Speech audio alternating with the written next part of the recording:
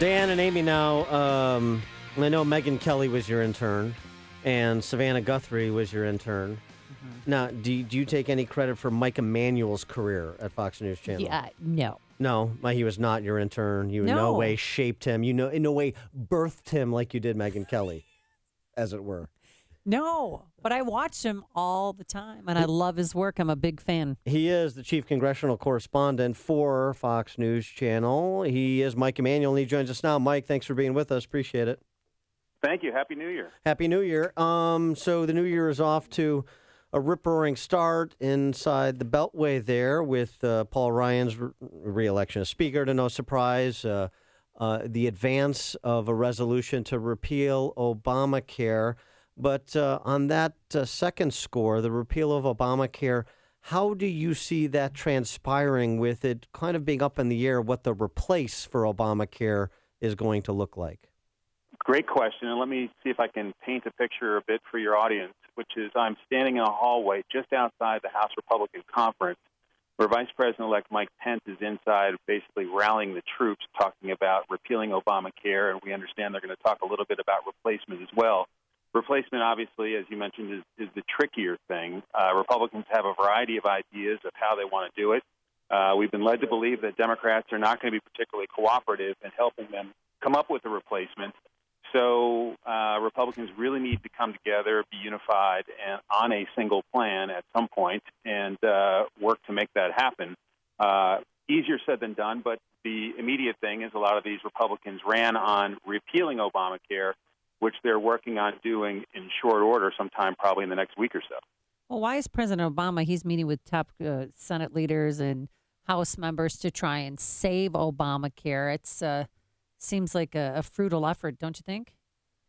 Well, exactly, Amy, absolutely. And he's up here at the very same time, so Capitol Hill is crawling with Secret Service and police officers here to protect these two big VIPs. President Obama speaking to all the Democrats on the Hill, basically trying to rally them to try to stand up for Obamacare and other legacy items like environmental regulations and Dodd-Frank Wall Street reform, that sort of stuff, trying to rescue his legacy with the Trump presidency on the horizon, with Republicans leading the House and Senate. And so, they're working their respective constituencies here in Congress, one trying to fire up the base to repeal in a hurry, and the other one trying to hold on to his signature health care law. Is there any idea yet what the sequencing of these various policy initiatives is going to be? Obamacare seems first out of the gate, but on tax reform or a Supreme Court nominee or immigration policy, is there any sense of where the Congressional Republican caucuses are in sequencing? That's a great question. And we know that Vice President-elect Pence, who's going to be the liaison between the White House and Congress after serving 12 years in the House of Representatives, he's having a variety of meetings up here on Capitol Hill today. He's scheduled to attend the Senate Republican luncheon, and so I'm sure he will put on the table some of his ideas, what the president-elect would like to do in terms of sequencing, and hear from his partners here on Capitol Hill, Paul Ryan, the Speaker, and Mitch McConnell, the Majority Leader, about how they think they can do it. Obviously, the Senate's going to be tied up in the next few weeks for sure about trying to confirm President-elect Trump's cabinet nominees or cabinet-level people. Democrats are threatening to slow walk that a little bit to try to draw it out a bit, but Republicans keep reminding the Democrats of when President Obama was gathering his team, creating his team in 2009, that 7 people were confirmed on January 20th, the day that he was sworn into office, and 5 that first week after that. So they're hoping to force Democrats to give him his team so the new president can hit the ground running. Speaking of his team and, the reports about, anywhere between 4 to 8 nominees being targeted for at least being held up, if not defeated, by the Democrats, from Tillerson at State to DeVos at Education to Pruitt at EPA. Do you have any sense of, is the number really that big, or are there 1 or 2 where the Democrats are really going to try and make a stand and maybe even be able to enlist some Republican opposition? My sense is, great question. My sense is that it's a negotiating position, that Chuck Schumer's a deal maker, and so he threw out 8 names of the list of people the president-elect is nominating and said, all right, well, these are 8 possibly that we could target to slow down or try to stop. And so he's hoping that Mitch McConnell will counter with some offer about, how much time they'll allow to, basically grill these people.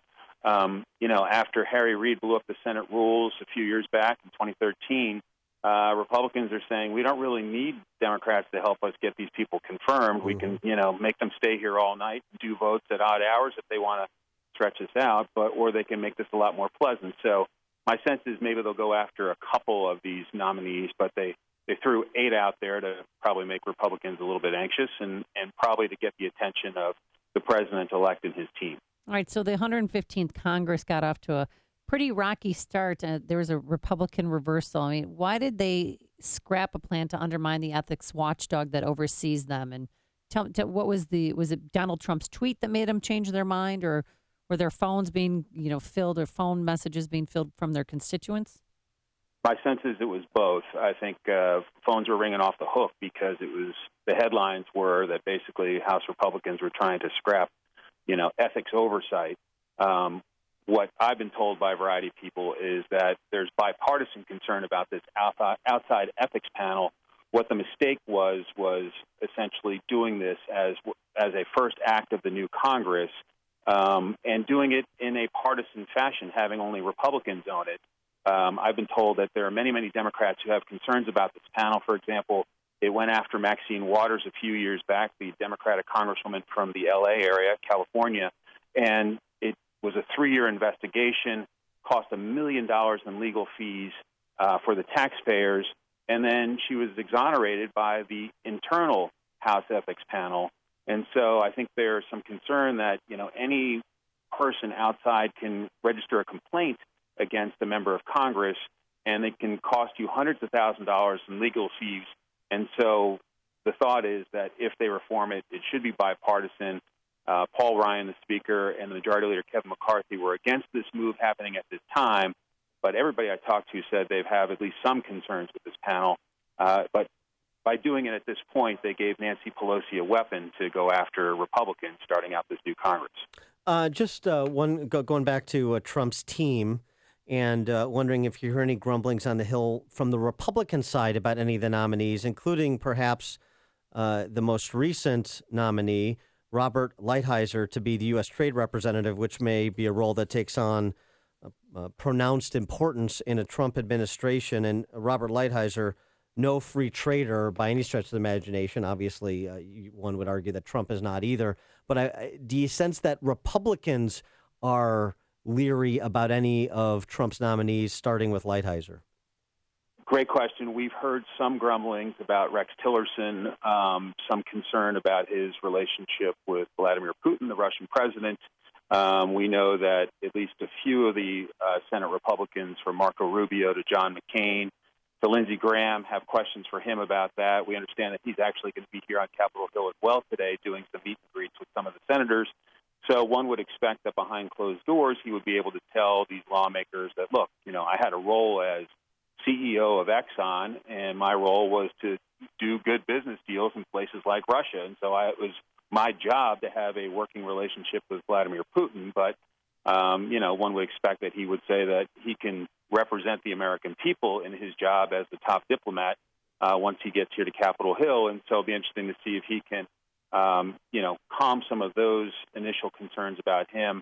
I have not heard a whole lot because yesterday was basically family day here on Capitol Hill, a lot of, meet and greets and photos and receptions and that sort of thing. But I think as they're getting back to work, we may hear some other concerns about some of the other nominees in the days ahead. All right. He is Mike Emanuel, Chief Congressional Correspondent, Senior Political Correspondent for Fox News. Mike, thanks for joining us. Appreciate it. Thanks for having me. Have a beautiful day. You too. And he joined us on our turnkey.pro answer line.